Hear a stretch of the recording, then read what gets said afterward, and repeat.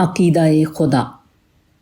شیر کو دیکھنے کی ایک صورت یہ ہے کہ آپ اس کو عجائب خانے میں مردہ دیکھیں، اور دوسرا شیر وہ ہے جو کھلے جنگل میں نظر آتا ہے۔ عجائب خانے میں مردہ شیر کی کھال کے اندر بھس وغیرہ بھر کر اس کو کھڑا کر دیتے ہیں۔ بظاہر وہ شیر کی مانند ہوتا ہے، مگر وہ صرف شیر کی صورت ہوتی ہے، نہ کہ فی الواقع شیر۔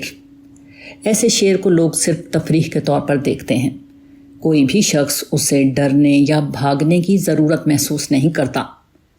مگر جنگل کا شیر ایک زندہ شیر ہے۔ وہ ناقابل تسخیر قوت کا نشان ہے۔ وہ جب چلتا ہے تو سارا جنگل سہم اٹھتا ہے۔ وہ جب دھاڑتا ہے تو جانور دہشت زدہ ہو کر گر پڑتے ہیں۔ کوئی آدمی اگر جنگل میں زندہ شیر کو دیکھ لے تو وہ سر سے پاؤں تک کانپ اٹھتا ہے۔ اس کے تمام ہوش و حواس گم ہو جاتے ہیں۔ وہ ویسا نہیں رہتا جیسا وہ اس کو دیکھنے سے پہلے تھا۔ اس مثال سے خدا کے معاملے کو سمجھا جا سکتا ہے۔ خدا پر عقیدے کی بھی دو صورتیں ہیں۔ ایک ہے خدا پر تقلیدی عقیدہ اور دوسرا ہے خدا پر زندہ عقیدہ۔ خدا پر تقلیدی عقیدہ ایک بے جان عقیدہ ہے۔ ایسا عقیدہ آدمی کی روح کو نہیں تڑپاتا۔ وہ اس کی رگوں میں بجلی بن کر نہیں دوڑتا۔ وہ آدمی کے اندر کوئی ہلچل پیدا نہیں کرتا۔ خدا کے تقلیدی عقیدے میں خدا کو ماننا ہوتا ہے، مگر خدا سے ڈرنا نہیں ہوتا۔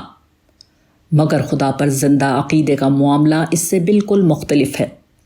خدا پر زندہ عقیدہ خدا کو اس کی اتھاہ قوتوں کے ساتھ اس کو دیکھ لینے کا نام ہے۔ جو شخص اس طرح خدا کو پالے، وہ پانے کے بعد ویسا نہیں رہ سکتا جیسا کہ وہ پانے سے پہلے تھا۔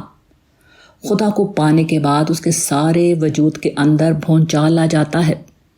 خوف کی شدت سے اس کی روح سہم اٹھتی ہے۔ اس کے ذہن سے تمام دوسرے مسائل حذف ہو جاتے ہیں۔ وہ صرف ایک ہی مسئلے کو جانتا ہے، اور وہ خدا کا مسئلہ ہے۔